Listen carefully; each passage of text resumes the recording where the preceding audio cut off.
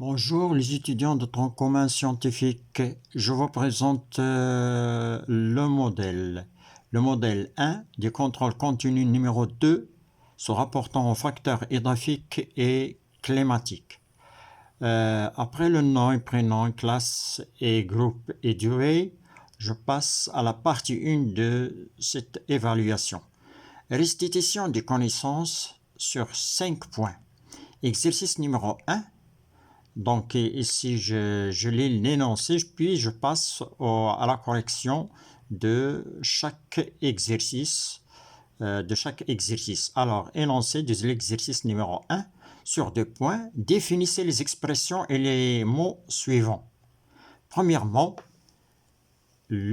un facteur climatique. Un facteur climatique. 1. Deuxièmement, la période sèche. La période sèche. Troisièmement, le diagramme ombrothermique. Quatrièmement, une étape bioclimatique. Cinquièmement, un écoclimatogramme. Sixièmement, l'humidité relative. Septièmement, le facteur climatique limitant. Huitièmement, finalement, dernière explication ou bien définition, étage saharien.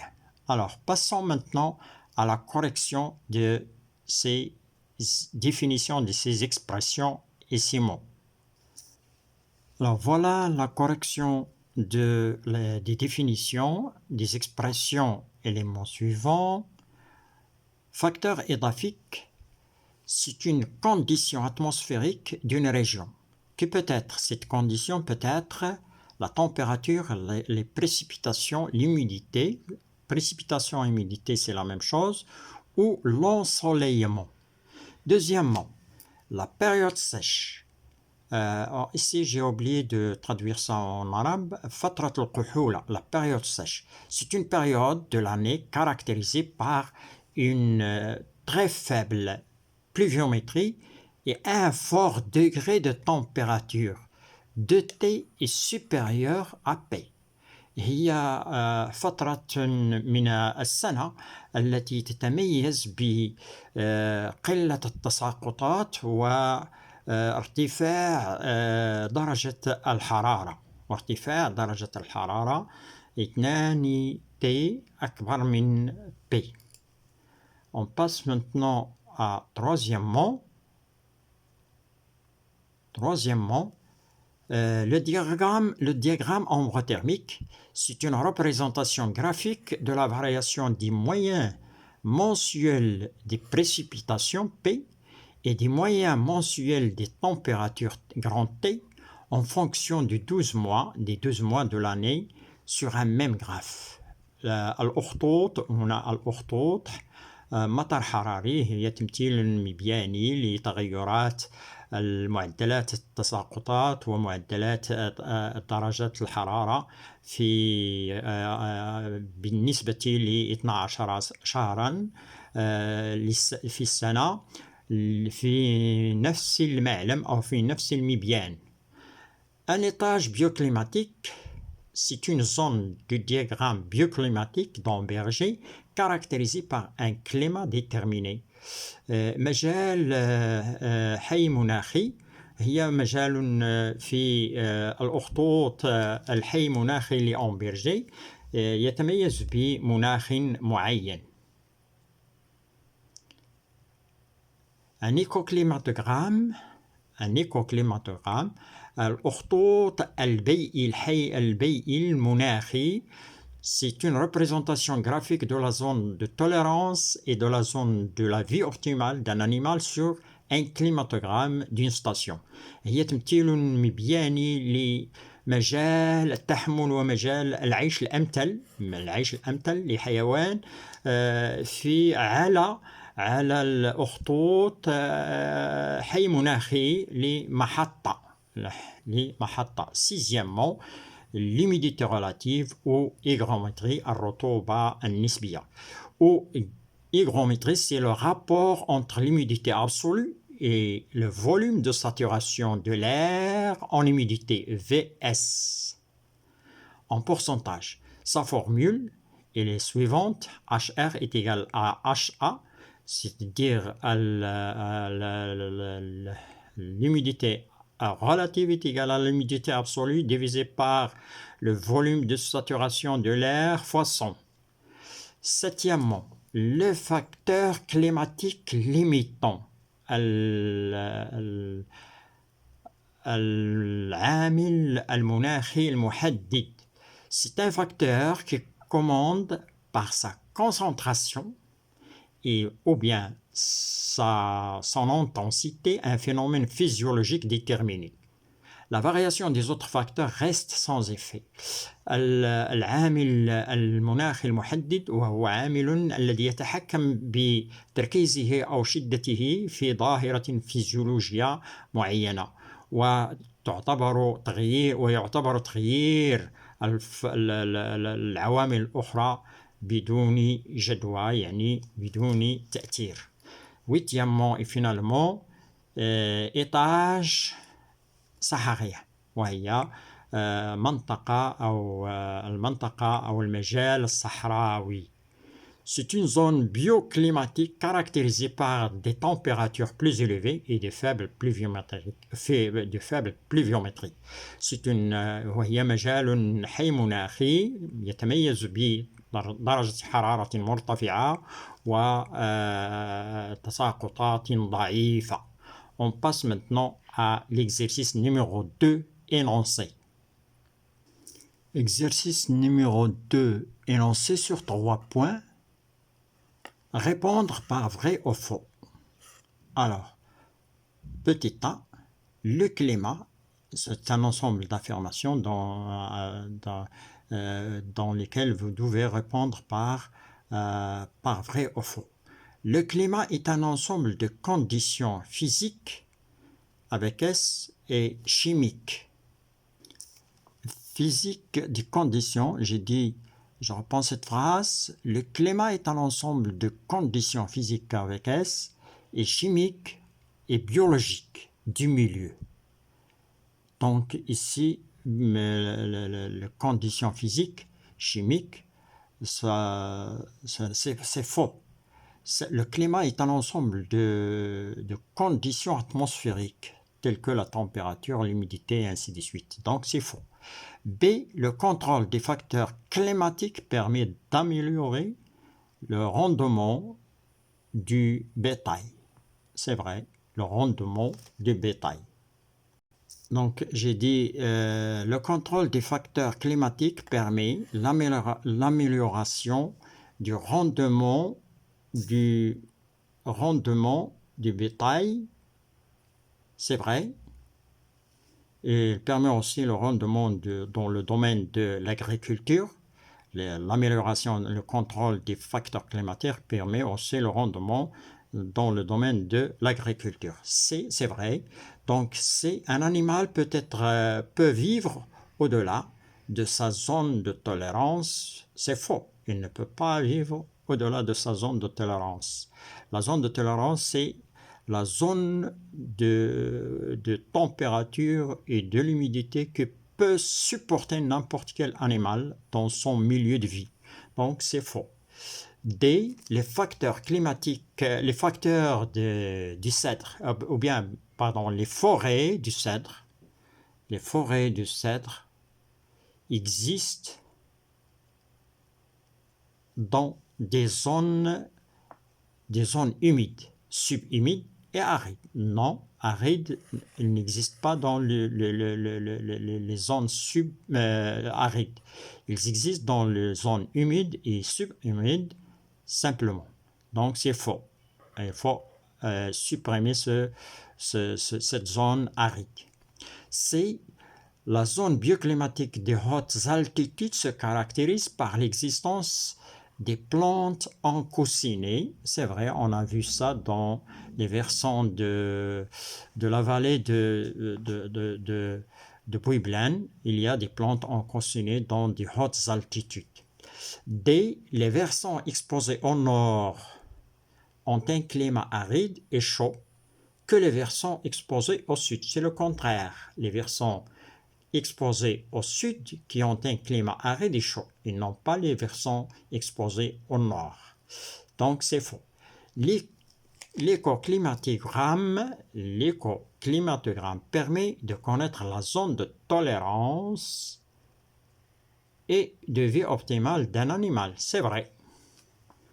On a dit que l'écoclimatogramme, c'est une représentation graphique de la zone de tolérance et de la zone optimale d'un animal sur un climatogramme, d'après la définition qui a été déjà citée dans les définitions précédentes. F, le quotient pluviométrique permet de déterminer l'ère bioclimatique d'une station. الحاصل المطري يمكن من تحديد مجال حي مناخي لمحطة. C'est vrai, c'est vrai. Donc, on passe maintenant, après la correction, on passe au raisonnement scientifique et expression écrite et graphique sur 15 points. Voilà la correction de l'exercice numéro 2 sur 3 points. Première affirmation est fausse. Donc ici, on a dit que ce n'est pas conditions physiques et climatiques, mais ce sont des conditions atmosphériques. Le contrôle des facteurs, c'est vrai. Un animal peut vivre au-delà de sa zone de tolérance, c'est faux. Les forêts de cèdre existent dans les zones humides, subhumides et arides, c'est faux, parce qu'il faut supprimer aride.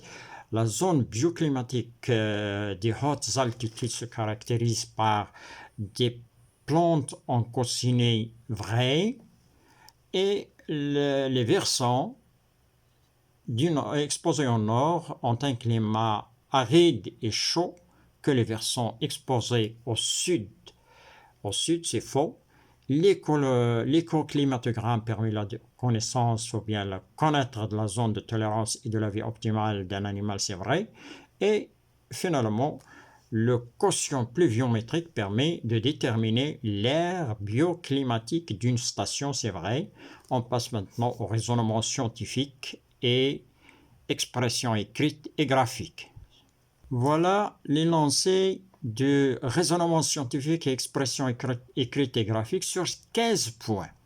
Alors, premier exercice, énoncé de premier exercice sur 2 points, numéro 1.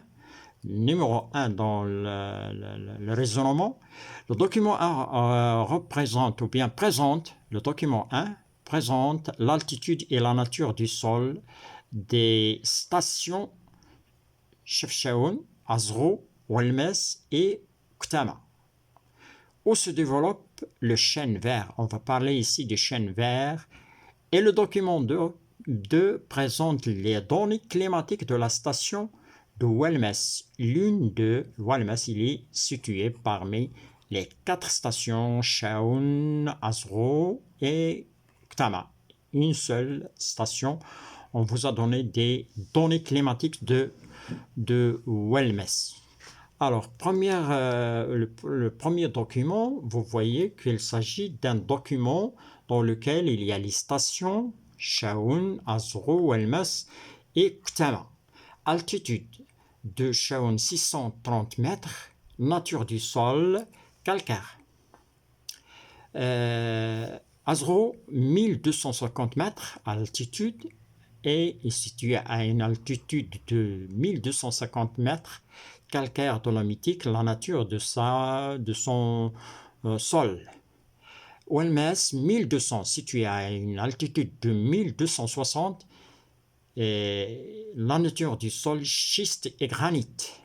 Ktama 1520, calcaire et grès, nature du sol. Document 1, vous voyez qu'il s'agit ici d'altitude et nature du sol des stations où existe le chêne vert. Le document 2 se rapporte aux données climatiques de Ouelmes. Voilà les données climatiques de la station de Ouelmes. Alors, premièrement, dans ces données, vous avez les mois, la pluviométrie mensuelle. La moyenne des pluviométries mensuelles du mois 1 jusqu'au mois 12. Vous avez la M, grand M, la moyenne des températures maximales de chaque mois et la moyenne température minimale de chaque mois. Et vous avez finalement la moyenne des températures minimales et maximales mensuelles, ici grand T. Voilà les données. Alors, premièrement, quel renseignement peut-on déduire des données du document 1? Le document 1, vous avez des altitudes, vous avez la nature du sol. Donc, les renseignements qu'on peut déduire, ce sont premièrement, le chêne vert se développe entre des altitudes de 630 mètres, entre des altitudes situées entre altitude 630 mètres à jusqu'à 1520 mètres actuellement. Deuxième remarque, deuxième renseignement, le chêne vert est indifférent. لا يبالي بطبيعة التربة. est indifférent à la nature de se développer sur n'importe quel sol, donc il est indifférent à la nature du sol. Donc deux renseignements, renseignements sur les altitudes et renseignements sur la nature du sol. On passe à la correction de cette question petit a. Correction de la question petit a. Le document 1 montre que le chêne vert se développe sur des altitudes entre 630 mètres et 1520 mètres et qu'il est indifférent à la nature du sol. Voilà, il se développe sur ces altitudes et il est indifférent à la nature du sol. B. On passe maintenant à la question B énoncée. B. En utilisant les données climatiques du diagramme du document 2, celui-là, construisez le diagramme ombrothermique de Welmez et déterminez sa période sèche. Donc voilà l'énoncé de B. En utilisant les données climatiques du document 2, construisez le diagramme ombrothermique de Welmez et déterminez sa période sèche. 4 points. Ici, vous avez 2 points. Alors, pour construire un diagramme ombrothermique, il faut un papier millimétré dans lequel on trace deux axes. Un axe consacré et gradué par T à gauche, et un axe à droite et un axe gradué en P millimètres à gauche, avec l'axe des abscisses. L'axe des abscisses est gradué par les mois. Vous mettez les mois dans l'axe des abscisses comme suivant. Voilà la correction de cet exercice directement sur un papier millimétré.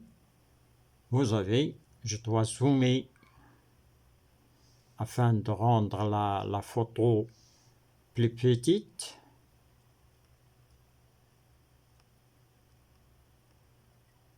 Voilà. Voilà le diagramme ombrothermique de Welmez. En utilisant les données de document, à chaque mois, vous faites correspondre la température convenable. À chaque mois, ici comme ici, vous avez 1 mois, 5,2 ou bien 5,3 et ainsi de suite. Vous obtenez la courbe de température. À chaque mois aussi, voilà, il faut signaler ici que l'échelle utilisée ici est égale, 1 cm est égal à 5 degrés Celsius. Voilà l'axe des températures, l'axe des précipitations. Ici, 1 cm est égal à 10.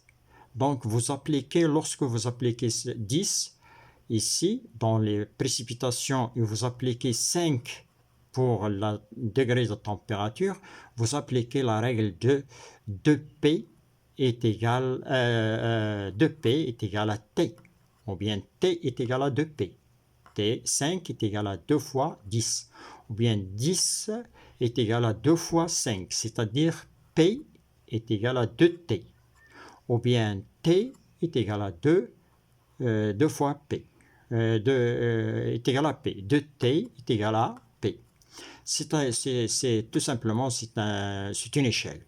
Alors, dans l'axe des précipitations P, si je descends un petit peu, l'axe des précipitations P, vous graduez, vous faites, voilà, l'axe de P, et voilà, vous avez la précipitation P en millimètres et vous avez T en degrés Celsius. À chaque précipitation, à chaque mois, vous faites correspondre à chaque mois, on fait correspondre la précipitation convenable d'après le tableau.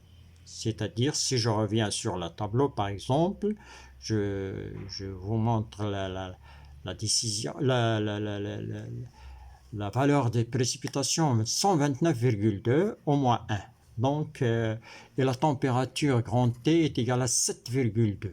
Donc, 7,2 et 129. Voilà. Si je reviens, 129. Voilà 129. Vous avez 125. Vous avez 125, 126, 127. Ici, 129,2. Ici. Pour la température est égale à, pour la température est égale à 7,2. Voilà, pour le mois janvier, 7,2. Vous avez ici le mois 1, 5, 6, 7. Voilà le point 1. Et vous suivez les autres points, vous les situez à chaque mois. À chaque mois, on lui fait correspondre la température, la valeur de la température du tableau. Et à chaque mois, on lui fait correspondre aussi pour obtenir la courbe des précipitations. La précipitation convenable du tableau. Alors, la question ici, déterminer la période sèche. Je reviens maintenant après le diagramme ombre thermique. Je grandis un petit peu. Voilà. Alors, la période sèche.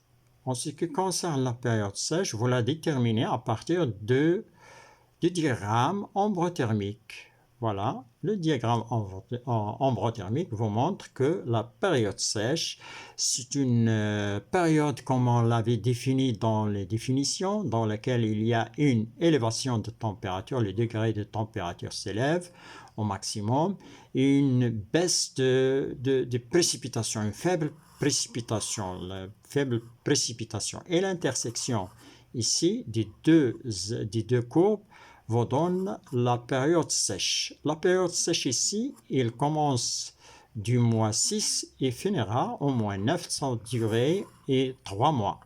C'est une période sèche qui est très courte, donc c'est une période sèche très courte.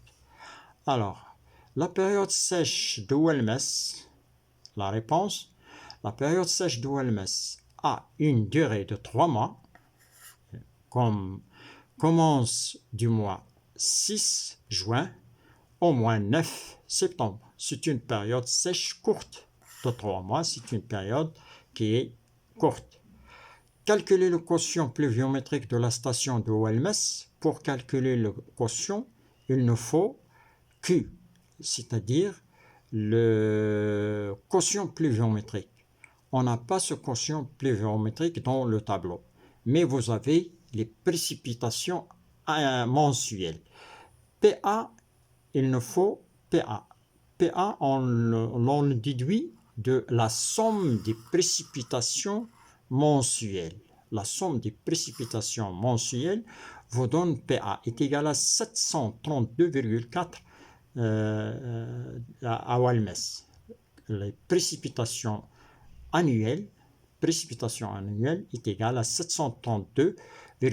On l'obtient par la somme des précipitations mensuelles existant dans le tableau. Après avoir trouvé les PA, on applique la formule du quotient pluviométrique. La formule est égale à 2000 fois PA divisé par un grand M au carré moins petit m au carré. Alors 2000 fois 732,4 divisé par alors 38,33,8, c'est la moyenne maximale des températures du mois le plus chaud. Si je reviens sur le tableau, vous allez trouver la plus grande température est égale à 33,8. Je lui ajoute 273,2 pour la convertir en degrés Celsius au carré. Puis je passe à petit m est égal à 2,6, c'est la moyenne des températures du mois le plus froid, c'est-à-dire la valeur la plus basse des températures du tableau est égale à 2,6 plus 273,2 pour la convertir en degrés Kelvin, parce que c'est dans Q, pour le quotient pluviométrique, il faut convertir les températures grand M et petit m en degrés Kelvin. Alors, vous faites le calcul doucement avec votre calculatrice et vous allez trouver 80,55 comme Q de Welmès. Deuxième question D. Déterminer la zone bioclimatique à qui appartient la station de Welmès. Déterminer la zone bioclimatique, c'est-à-dire positionner Welmès dans le diagramme thermique, dans le diagramme bioclimatique d'Amberger. L'étage climatique de Welmès est un étage subhumide, voir le diagramme bioclimatique d'Amberger ci-dessus. Voilà, on va situer la station de Welmès dans le diagramme bioclimatique d'Amberger, qui est divisé en étages, étage humide, étage subhumide, étage subhumide, étage humide, semi-aride, étage aride, étage saharien. Voilà.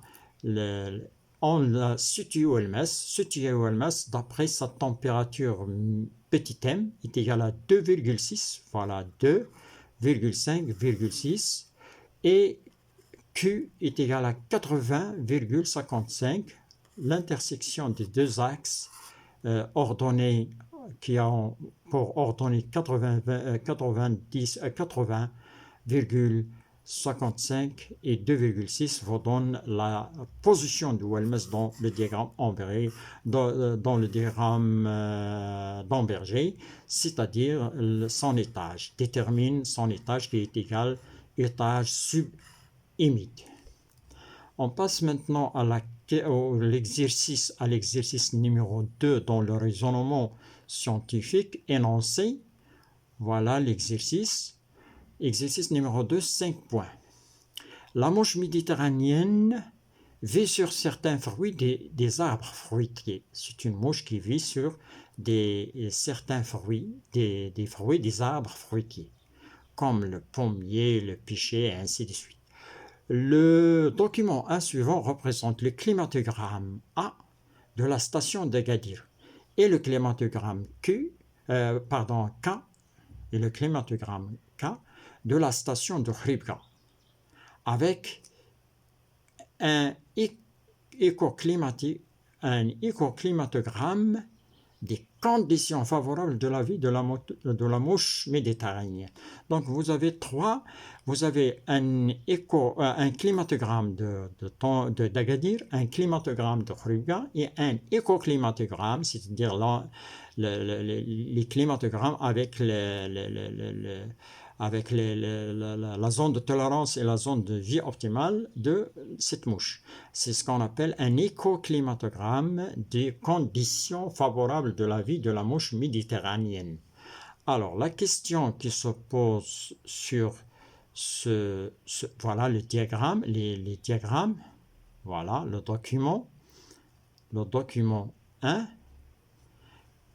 représente ici l'écoclimatogramme, ici l'écoclimatogramme de la mouche méditerranéenne, le climatogramme d'Agadir A, le climatogramme de Khribga K. En se basant sur les données de document 1, complétez le tableau suivant et remplissez-le. 3 points. Alors le tableau, vous le voilà, je dois les mettre ensemble en zoomant ici, en diminution. Je dois les mettre ensemble. Voilà. On vous demande de compléter le tableau. Pour compléter le tableau, dans le tableau ici, alors, oui, compléter le tableau, ici, énoncé. On vous demande ici de compléter ce tableau en se basant sur les données de document 1, complétez le tableau suivant et remplissez-le. 3 points. Donc, vous devez remplir la tolérance, zone de tolérance, limite minimale, limite maximale et d'humidité et limite minimale de température, limite maximale de température et zone de vie optimale, même chose, limite minimale, limite maximale de l'humidité et limite minimale et maximale de la température. Donc vous devez les en déduire du haut du document précédent, c'est-à-dire de ce document. Alors, comment on va les en déduire? Voilà, vous avez ici les limites vous avez tolérance, zone de tolérance en blanc, zone de vie optimale, zone de vie optimale en pointillé. Donc les limites de température de la zone de tolérance est égale à 100%, les limites de la zone de tolérance. Et ici vous avez au milieu de 30, de 30 et 50, c'est 40 pour l'humidité. Donc 40, 100. Pour la température, 35,36, à peu près 36 ici. Et vous avez ici à peu près 2,5 ou bien 2,5 au milieu. Pour la vie optimale, vous avez ici la température, l'humidité, pardon, 80 et vous avez ici 60. Pour la température, vous avez ici 34 à peu près, ou bien 35, ou bien 34, vous faites la projection ici. Et le minimal, vous aurez 10, à peu près 10 ou bien 5, voilà comment on déduit, on remplit le tableau. Passons à la correction. Voilà la correction, comment on doit remplir. Ici, vous avez la vie de tolérance 90 et 60 pour la vie optimale. Et pour la vie de tolérance 100%, ici 40 pour l'humidité. Même chose, vous faites les projections sur les carreaux si vous voulez, la minimale, maximale, la température maximale 34 ou bien 34,5, ici 9 pour la vie optimale, la tolérance 3,5 et en haut vous avez, si je descends un petit peu, vous aurez la température maximale de 36 est égal à de tolérance, 36. Voilà comment on remplit le tableau. Je passe maintenant au tableau pour vous montrer les chiffres que vous devez avoir dans le tableau. Donc voilà le tableau, 40, 100, 2,5, 36, 60 pour la vie optimale, 90, 9, 34. Déduire les conditions climatiques que peut supporter la mouche méditerranéenne pour vivre dans une région géologique donnée. استنتج الظروف المناخية التي يمكن أن تتحملها الذبابة المتوسطية لتعيش في منطقة جغرافية معينة. Alors, la mouche peut supporter, la mouche méditerranéenne est capable de vivre dans des régions qui ont une humidité entre 40% et 100%, c'est-à-dire la vie de tolérance, et une température de 2,5 et de 36 degrés Celsius. Ce sont l'humidité de tolérance et la température de tolérance. Alors, les deux climatogrammes A et K se rapportent aux deux stations, Agadir et Khouribga. Déterminez la station favorable pour la vie de cette mouche. Justifiez votre réponse. La station qui est favorable à la vie de cette mouche est la station d'Agadir, parce que cette station présente la température et le même climat de vie optimale. Même climat de vie optimale de la mouche méditerranéenne, c'est-à-dire présente la température et l'humidité convenable à la vie de cette mouche au cours de 12 mois de l'année. C'est-à-dire, cette station, si je reviens dans le climatogramme, la station d'Agadir est inclue dans la zone de vie optimale, c'est-à-dire présente la température et l'humidité convenable à la vie de cette mouche. Et merci d'avoir suivi cette vidéo.